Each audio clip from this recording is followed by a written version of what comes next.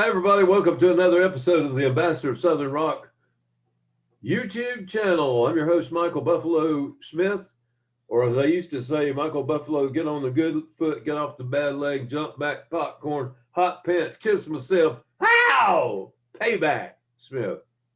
That's a long one, a little James Brown introduction. And speaking of introductions, you'll see to the other side of me, it depends on what part of the screen you're looking at. There's a little feller. When I say a little fella, I don't mean like a hobbit, but he kind of is. He's not exactly a leprechaun, but he's not exactly a hobbit either. Don't come after my pot of gold. He's a hard hobbit to break. And a bad hobbit. There's a bad. He has several bad hobbits, and I've never seen his feet, so I don't know if he has Bilbo feet with all the hairy feet or not, but. Anyway, it's Rebyll, Dwayne Fields. Make him feel welcome, y'all. I hear your applause coming through. I hear it. Yay, yay. And the crowd goes wild. Both of them. I'll turn my fan off here so you can hear me. Yeah, exactly. Right. Exactly. So, and he's coming to you live from the official Rebyll outbuilding, soon to be in the future, the Southern Rock Hall of Fame. Well, it could happen, but then again, monkeys could fly to mine. Never mind. It's Dwayne. We're switching lanes, but we're not switching that big of lanes because we're going to talk about, as you can see by the moniker behind me, of the really skinny guy with guns, and also on Dwayne's cap. We're going to talk about Outlaws, but not the band Outlaws this time. We're talking about outlaw country, which is basically, there's two types of country. There's country, traditional country that I love, and then there's outlaw country. Now, don't get me started talking about today's country because it's not what it's talking about. There's three types. There's traditional, there's outlaw, and there's pop country. Oh, well, that's what I was going to say. No, I don't count that. Yeah. I don't count. It's also, we call it bro country. Bro country. Yeah. Yeah, I mean, all that stuff, I'm like, no. Drop a four-wheel drive, drop a fishing rod, drop drinking beer, drop Hank Williams in it, and you pretty much got or a girl in a white tank top.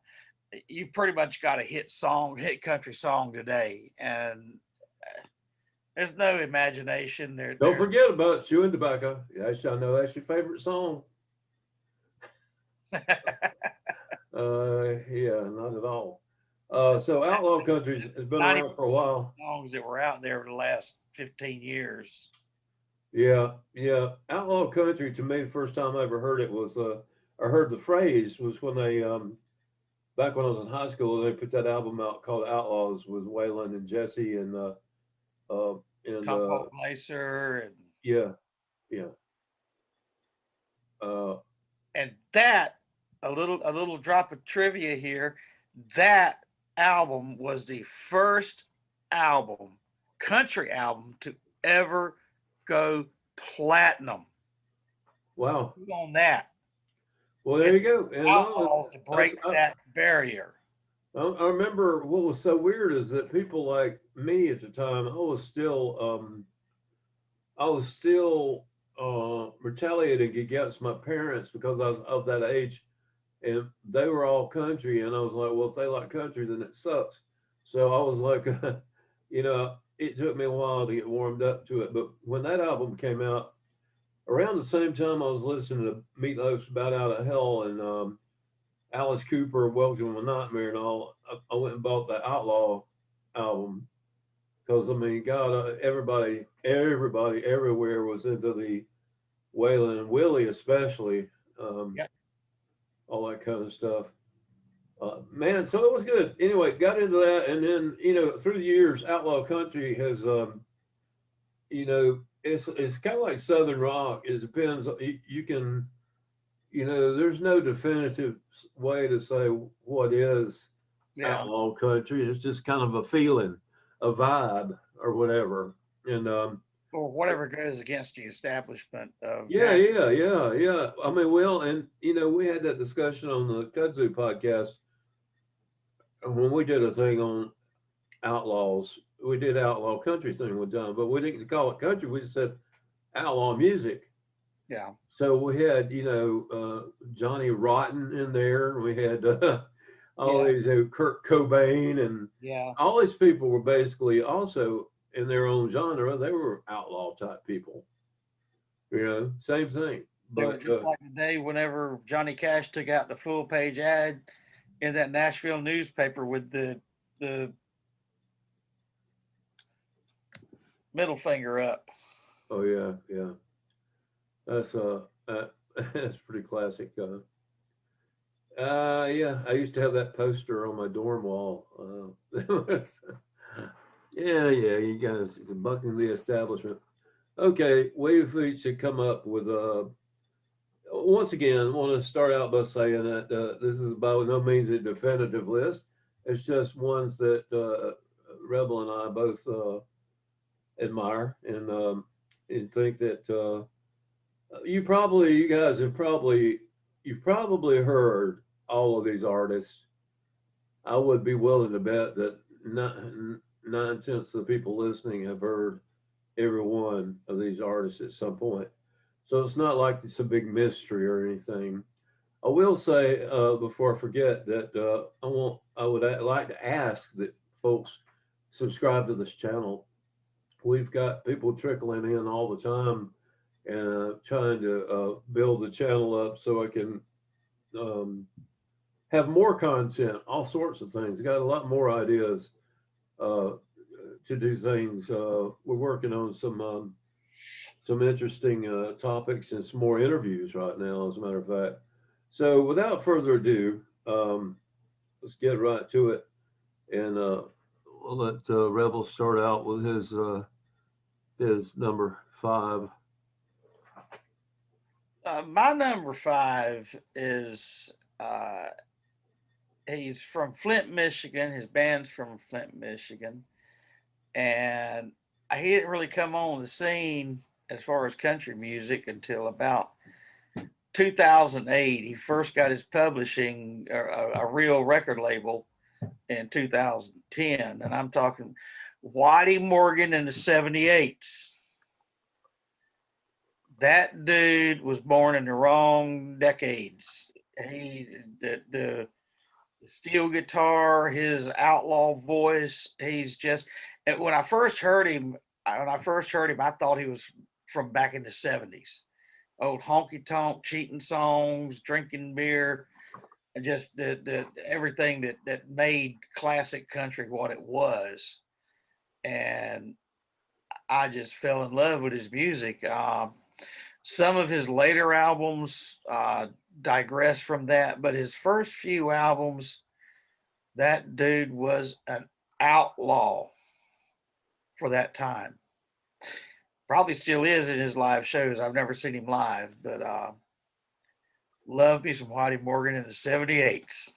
Yeah, so I didn't really wasn't familiar with him that much, but this morning after talking to you about him, I did go to YouTube and looked at some of his live stuff, and yeah, he's really good, really good. It looks somewhat like Chris Stapleton, Yeah, yeah, I like Stapleton. Yeah, yeah, which another one we won't get into right now because he may yeah, come later.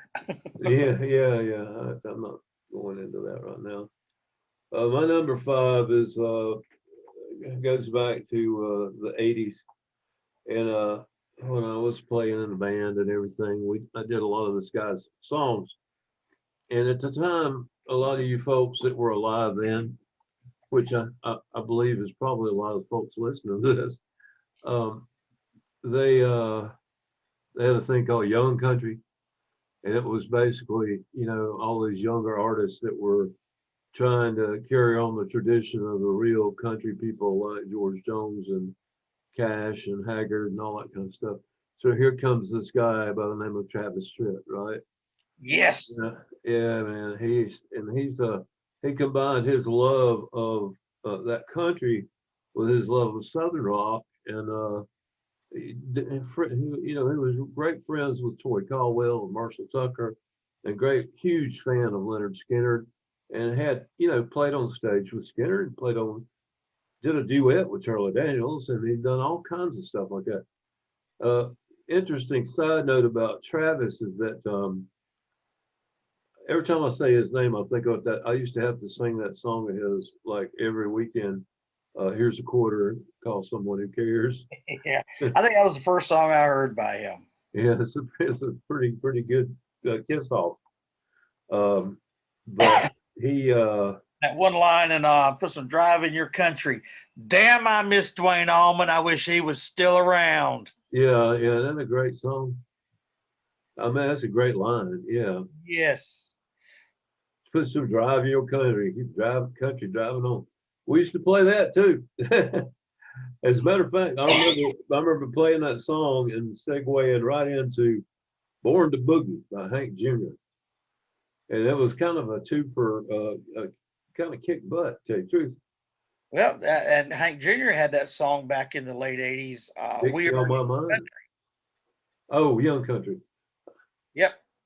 Yeah, I thought you were going to say Dixie on my mind because that talked about my hometown, Spartanburg. Yeah. That was But he pretty had cool. all these young country artists, I think, on that song that sang along with him. We are young country. Yep, and then he also Junior also did a. Do you remember that video he did? All my rowdy friends are coming over tonight. Yeah, George. Everybody was on that video. A lot of people were in that video. Actors, comedians, rock stars, country stars. That was fun. That was right when country. I remember that was, you know, rock and roll was already burning it up with videos, but country, it took a while for country to start having music videos. A lot of the kids today, they think that there's always been like, you know, nonstop country videos, but there wasn't. Um, those were few and far between back in the day, very few. But back to Travis Tritt, just as an aside, I just got a review copy for the next issue of Kudzu. He's just put out his first album in 12 years, and it is really good too. But yeah, I guess he just, you know, I don't know the story. I just know that this is an independent release. I So think it's it's, kind yeah, of like he doesn't I have bet to he's done answer it to. on his own and not done it via Nashville producers. Right, yeah. So that's I think that's why it's also so much better. I remember having that conversation years ago with do you remember a guy named Bo Bice? Yep. And you know, he was first runner up on Idol to Carrie Underwood. But he was a great Southern rock kind of guy. And then when Clive and all the folks at Atlantic got hold of him, they tried to turn him into a pretty boy and Cut his hair, shaved him yeah. down. So I said those two albums, those huge selling albums, I don't believe I can't speak for the guy, but I don't think they were even his favorite releases because he wasn't allowed to do what he did, you know. I mean, he was on Idol doing whipping post and all that kind of stuff, you know. Yeah, Uh, when I never watched American Idol because it was just too cheesy. The old lady, she watched it, and it was one night I guess it was the first night he was on there, and he sang Whipping Post, yeah. and he called me, come in here, and I heard him sing Whipping Post, and I loved it. I said, I'm not going to watch the show, but next time he comes on, call me. I want to come in here and watch him. And I was so hoping he was going to win. Yeah, if it hadn't been for Carrie Underwood just being over the top great, I mean, they were both the first and second. I mean, she won, but we were all pulling for Bo because you know another story that went way off track, but he was from Alabama, and the guys that I recorded with down there, the Crawlers, Ray Brand, and them used to told me that you know he used to come in lots of times at Copper Tops and places like that and sit in with him and jam and do Southern rock stuff, and so everybody you know kind of blew everybody away when he went so far on that show. He's pretty talented guy. Haven't heard from him in a while. I think the last time I saw him was at the annual Angelus thing that Charlie Daniels used to do every December, and we would go every year down there and play and perform. And he was a guest at one of them, and he put on a rip roaring concert set in the outdoors. Oh my gosh, it was a great show. I mean, he played right, I think, right before Confederate Railroad, and then Molly Hatchet, and then Marshall Tucker.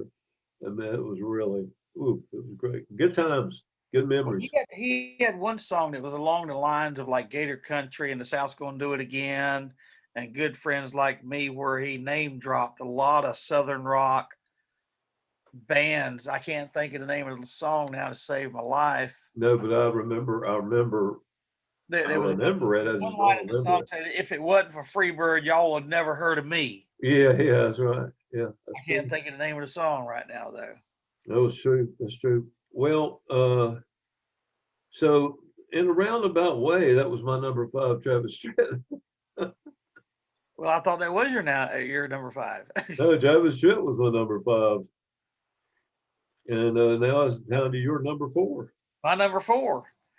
Um, I haven't got a lot to say about this guy other than he is a legend, like a lot of artists out of the great Republic of Texas.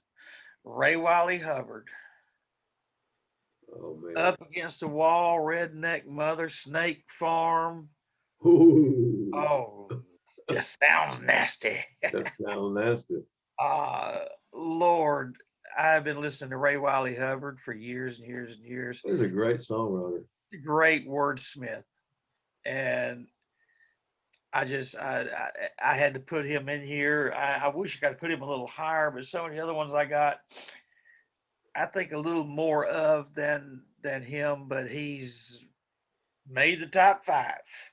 Yeah, that's good. Good for Ray Wiley. He deserves to be in there. I got on a Ray Wiley kick, I guess, about a month ago. You know how you can get on YouTube and you're just looking for one video, and the next thing you know, it's 4 hours later. Yeah, I was do that I all was the watching time. some Ray Wiley Hubbard concert footage. Well, wasn't just concert footage; it was like a TV sound stage or Austin City Limits or something like that. Right. And it was recent. It was so freaking entertaining because he's got a great sense of humor and yeah, I don't know, just really, really good. So I'm all the way with you on that. Yeah. Uh, that being said, I'll move on to my number four, which is, what bums me out quite often on these lists is when I run across somebody that I just dearly love, and then all of a sudden it dawns on me that they're no longer with us. I haven't even thought about this until just a few minutes ago, but Billy Joe Shaver not with us anymore, but he's my number four. And if you don't believe he was outlaw, then you're crazy because he shot a guy in the face. And not only that, you go back and listen to the albums. Of course, he wrote all the songs on Waylon's Honky Tonk Heroes album. And he's a great songwriter. But then he did these things with his son Eddie, Eddie was a also bad no longer with us, a great guitar player. And the ones he did with Eddie, like the Tramp Georgia on Your on a Street fast album. train. Yeah, Tramp on Your Street album and Electric Shaver. And Billy Joe let his hair get long like Billy Eli's. It was hanging down, and it's like they look, man, they are wild looking. But Eddie Shaver was just a phenomenal guitar player, and he pushed his daddy into even more of an outlaw kind of thing. Sure. And Shavers to me was one of the great songwriters of all times too. And he's another one of these artists that walked the line between being an outlaw and a good Bible toting Christian and somebody that would shoot you in the face. So it's like you know, my kind of guy, basically. or cut off his fingers with a table saw. Yeah. Just for fun. No, not for fun. But just Well, has I a read a story years ago that the way Billy Joe got his first big break is he was at a show where Waylon Jennings was playing, and he wanted to pitch some songs to Waylon. And well, long story short, he said he was going to wait outside. He was going to whip Waylon's ass if he didn't come out there and listen to him. oh yeah. And Waylon came out, listened to him. Waylon didn't want to go, just another person wanting to play a few, but he played them, and Waylon loved them, and that was the beginning of the story. I'm Yeah. sure there's a lot more to it if you want to look it up. That's the Well, yeah, and that, right after that is when Waylon said, "I want you to write me an album." Yeah. So okay, I'll write you an album. It reminds me of a bit of another one of my heroes, which was Shel Silverstein, who when Bobby Bear said, "I like your songwriting. You think you could write enough for me to do a whole album?" And he went away for on a Friday evening. He came back Sunday evening. He had the whole album and more written. Two. Yeah. Just write that great stuff, and great stuff, great stuff.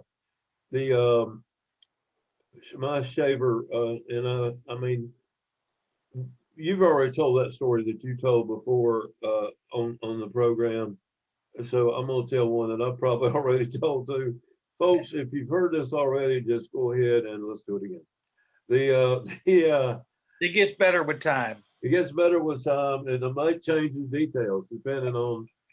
Yeah, I'm a little bit older than I was last time, so my memory's failing me a little bit more. But I used to love to go to these things like South by Southwest Festival in Austin, or the Americana Music Conference in Nashville, and as press, you know.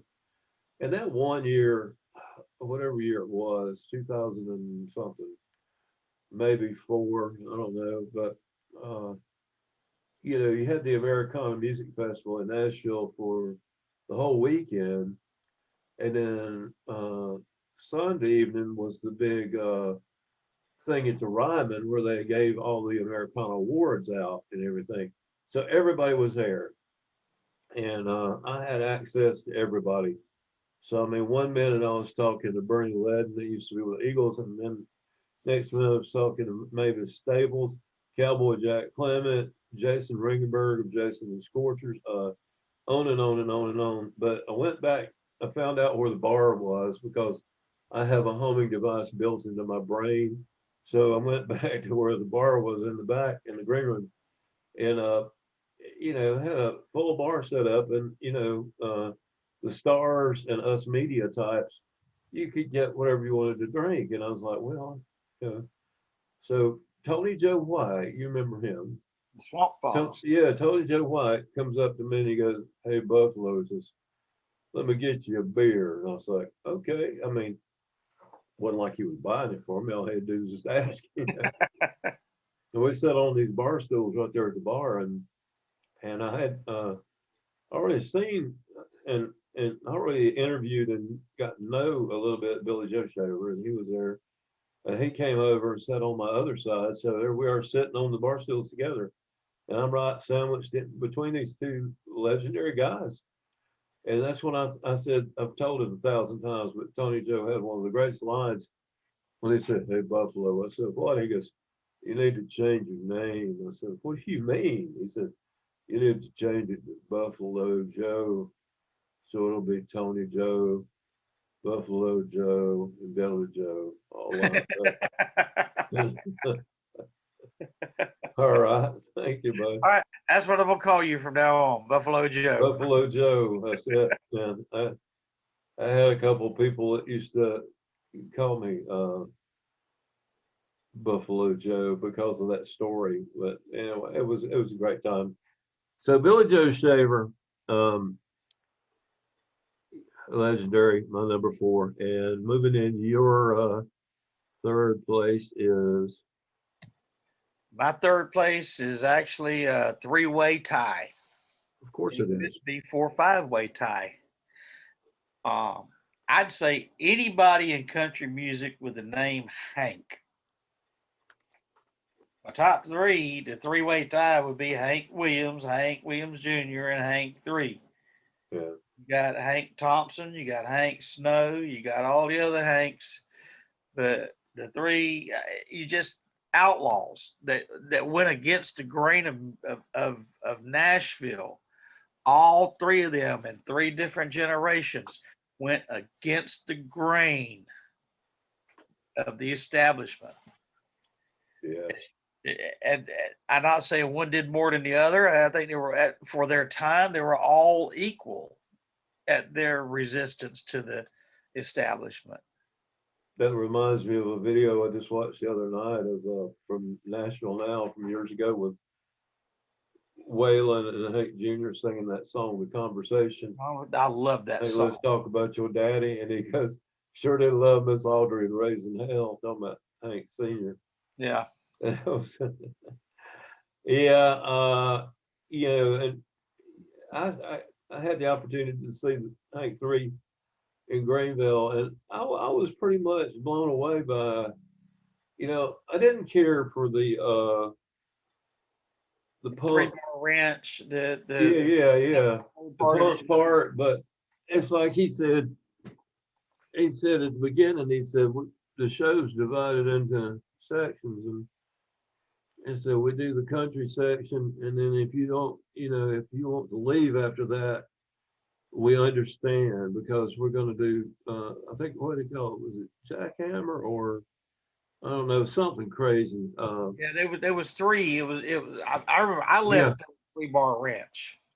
yeah. That's when he come out with all the leather and the mask with the horns, I think. Oh, yeah. And he formed a mosh pit down in front. It was a little venue that I went to see him at, and it was on a Tuesday night, and they were throwing beer and slinging beer, and I'm like, well, I got to go because I don't want to drive out of Raleigh back to Goldsboro, smelling like a brewery. Yeah.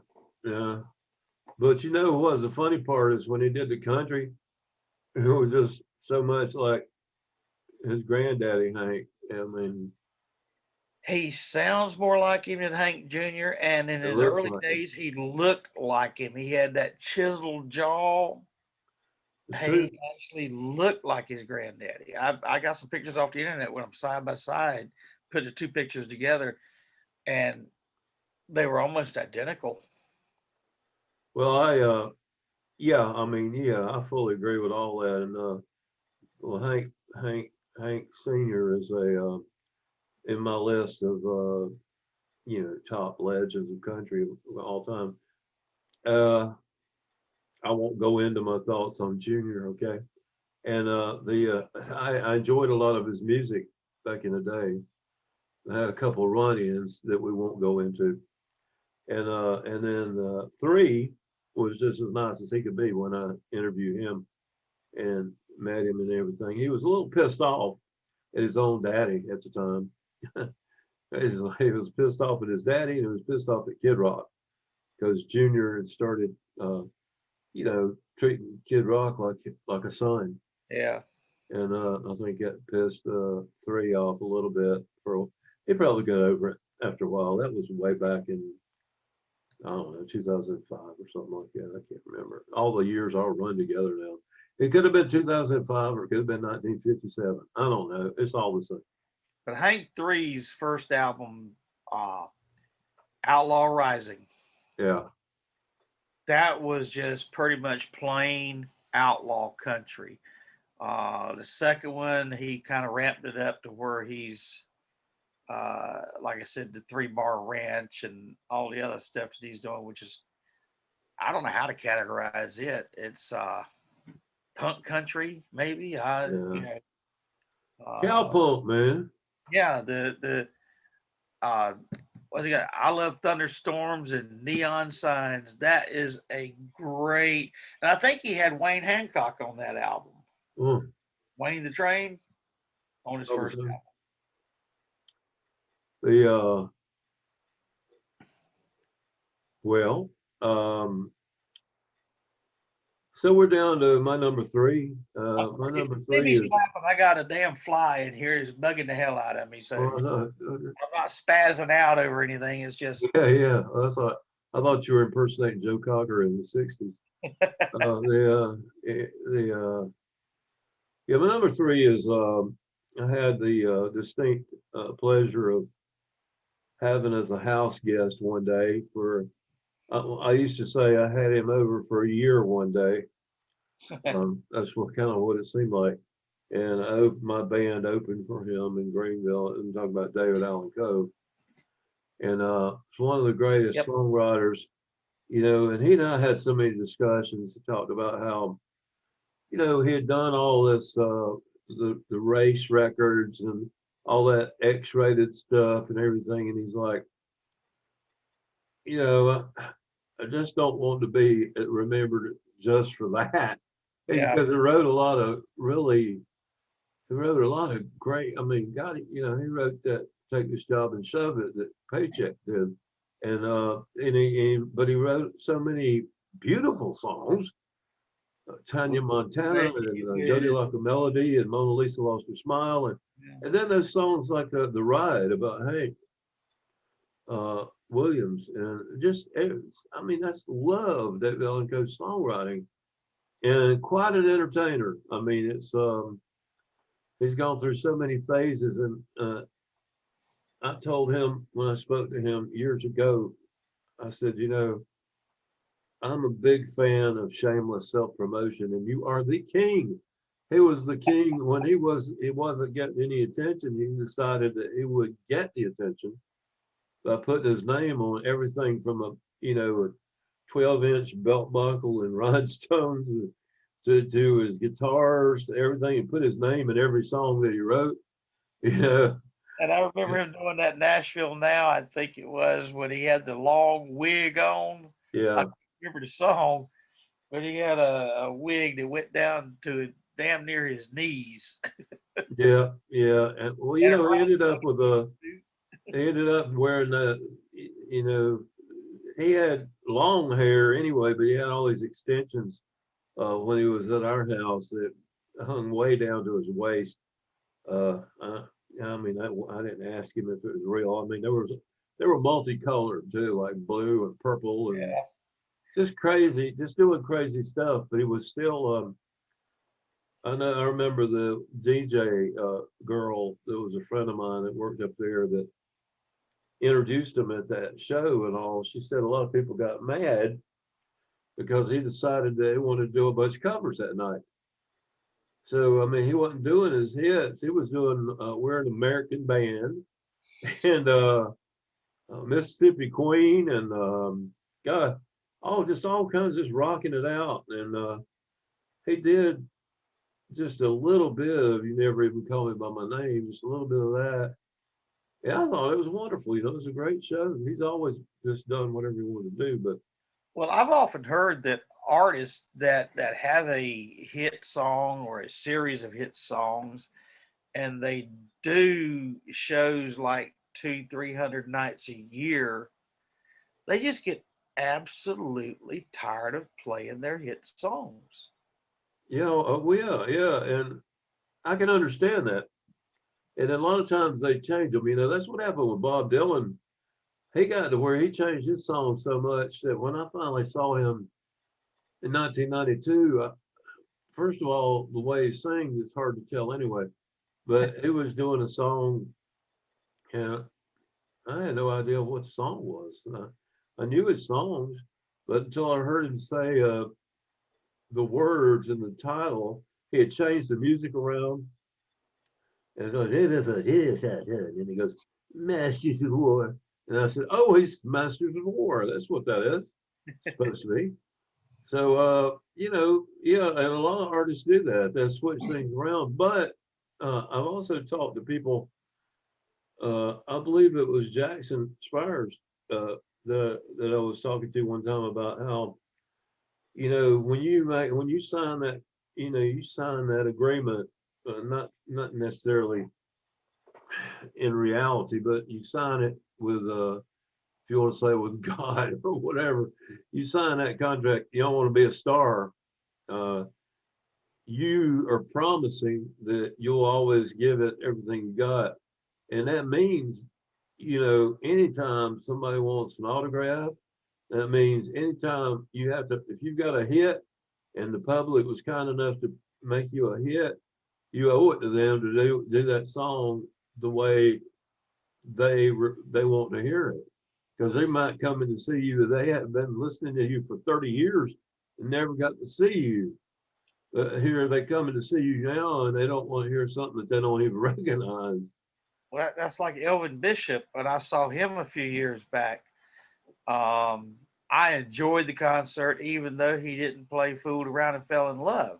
You know, Yeah, I'm such a big fan of his. I didn't care whether he played it or not. But yeah, that's not even my favorite probably song of his. 75% of the people that were in the audience that night, because it was like on a art festival street show. 75%, 80% maybe, that was the only song they knew by him. But I'm sure over the last 40 years, he's just sick of playing that song. Yeah, He did play Traveling Shoes. yeah. Well, that made you happy. That made me happy. Yeah, yeah.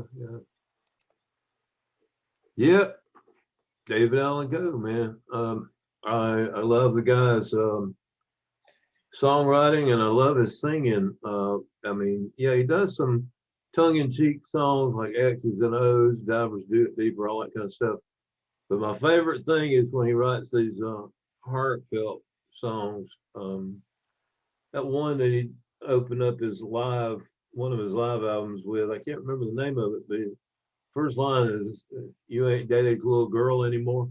Heaven only knows. Yeah, is it that a That crying shame? absolute saddest country song ever written. If you have children, It is. if you don't have children, but having children, my Yeah. God, the first time I heard that, I broke down and cried like a baby. I am not going to lie to you. Well, yeah, I know. It's just he on the DVD. There's one several years ago when around the same time that I met him, he gave me a DVD, live at Billy Bob's Texas, Uh huh. and it starts out with him and a 12-string guitar, and he's playing that song, Right and by. it's like, wow, golly. I got to,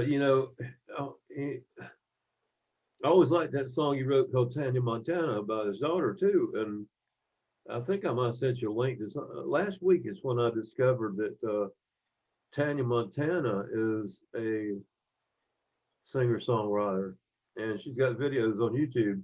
His daughter, and it's a trip, man. She sings pretty well, and Not to be confused with Hannah Montana. yeah, no, not at all. Who was that? Miley Cyrus that did that? Yeah. Golly, no, Tanya Montana is so far away. Is beautiful song, and I guess she's in her late 20s or early 30s now. But anyway, all that about Coe. Let's move into your second one, your number two. Well, my number two kind of ties in with your number three. Oh, This man once shot another man in the head, didn't kill him, but over turtle soup, of all things. Talking about Johnny Paycheck. He actually served time in prison yeah, for shooting the dude in the head. It didn't even knock him down, just grazed his skull, knocked his hat off. it was All good publicity though. turtle soup. We came this close, Buffalo Hut, to backing him up in Greenville, and that happened. That shooting thing happened right before he was coming to play at a club in Greenville. And what he would do when he came into town, he would hire a local band to back him up, Right. and he would tell you what the songs are, and you just learn them and play them. You never even rehearse. Most of them were like 3-chord songs. So we were excited that we were going to back up Paycheck, and next thing I know, it was in the pokey. For shooting a man over turtle soup. But he had that outlaw voice. Yeah.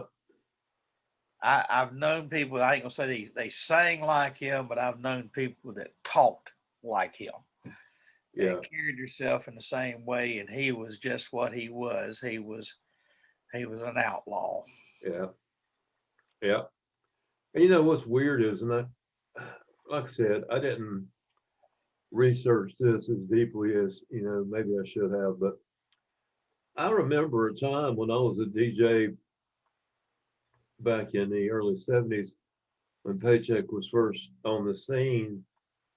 When he was anything but an outlaw, he was a crooner, a beautiful country song singer, sort of like the way Willie Nelson was when he first started. Right. And so when but he became an outlaw pretty quick when that outlaw movement came around with Johnny Paycheck.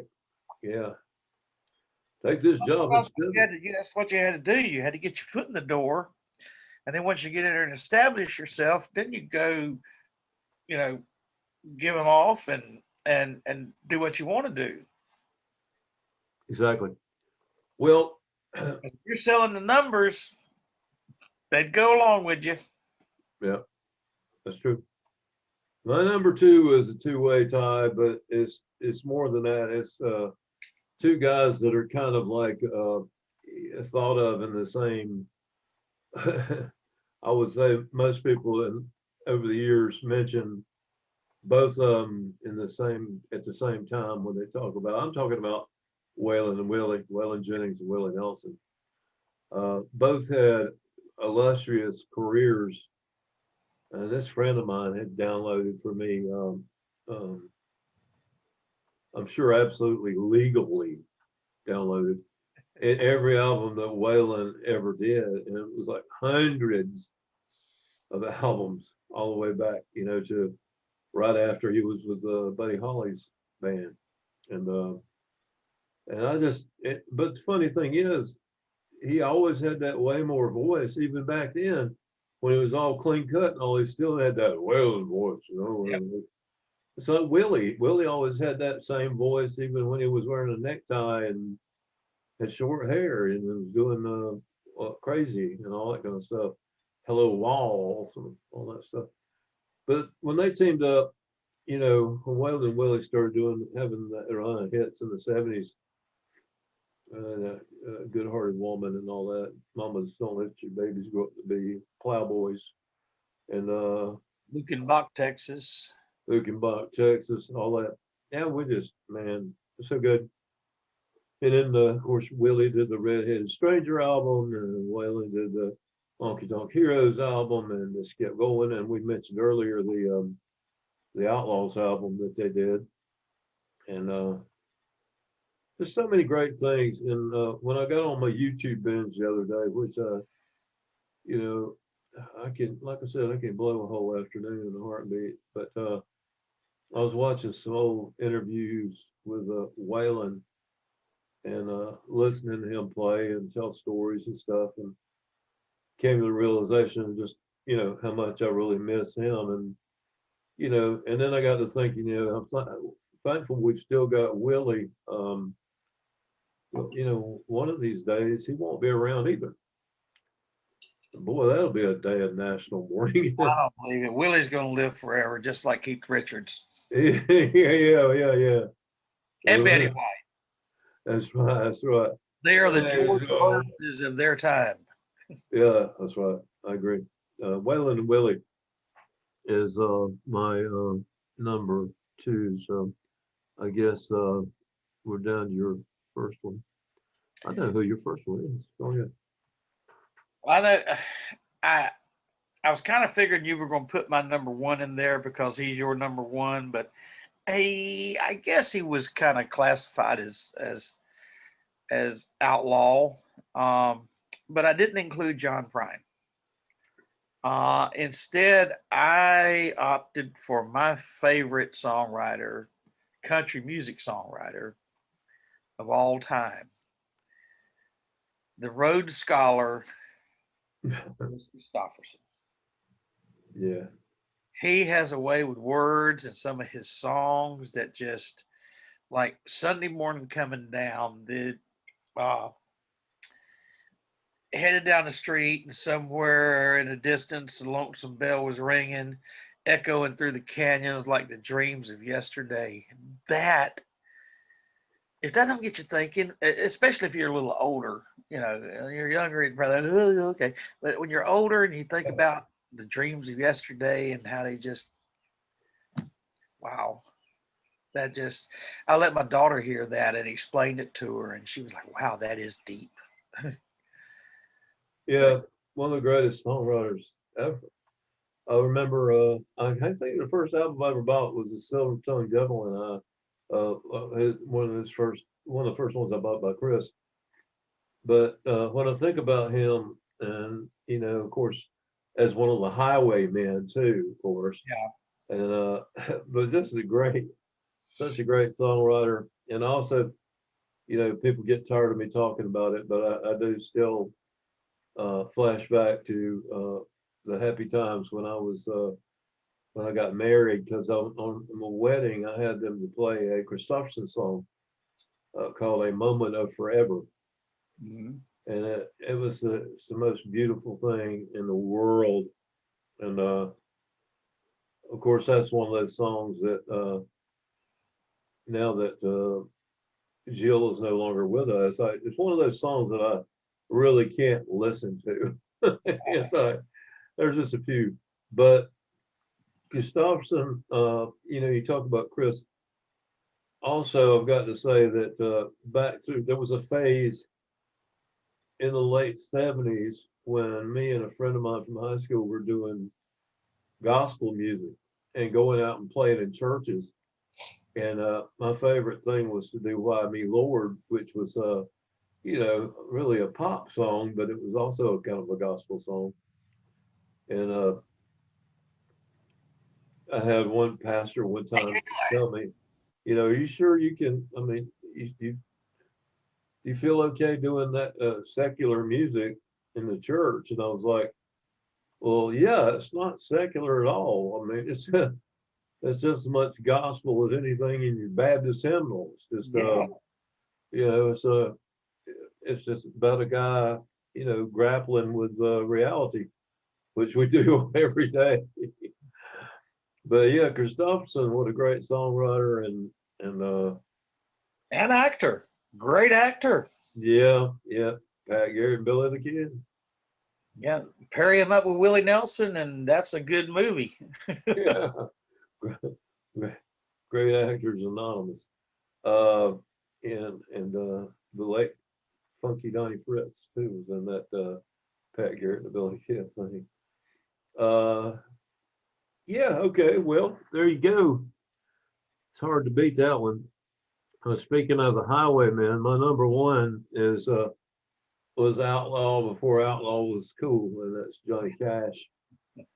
The Man in Black. It was the first foray in the country for me with my dad. When my dad, when I was just real, 12, 13, we would ride around listening to 8-track tapes. And I got my dad turned on to things like Led Zeppelin and Alice Cooper and all this kind of stuff.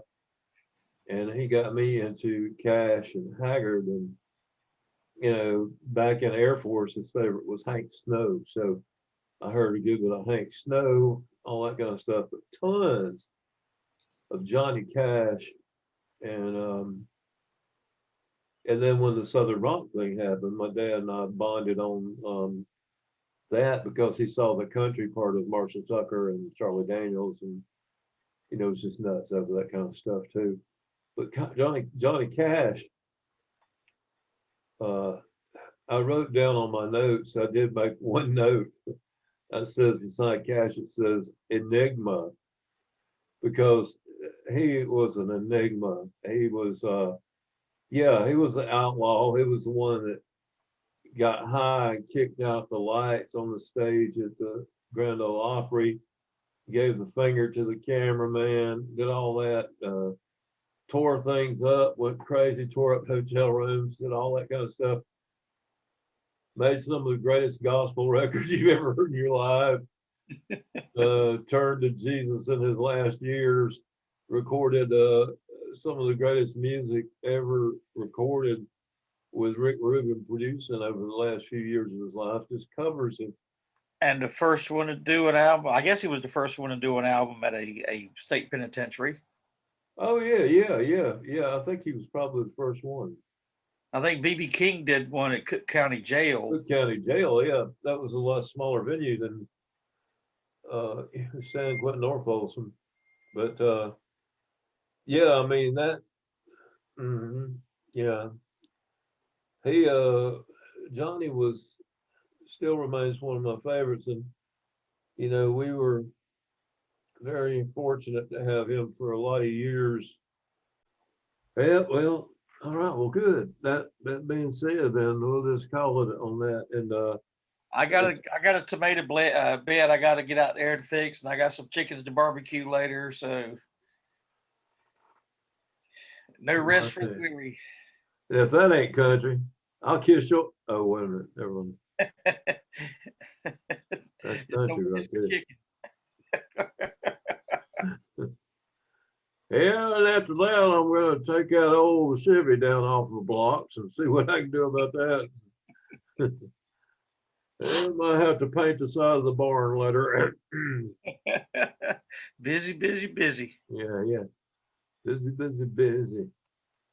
Well, all right, man. Well, I'll catch you down the road, and we thanks to all the folks who stuck it out to watch this with us. And please, and don't forget to hit that subscribe button. Oh, your hand is so big on the video when you do that. It looked like Attack of the 50-Foot Guy. Ah!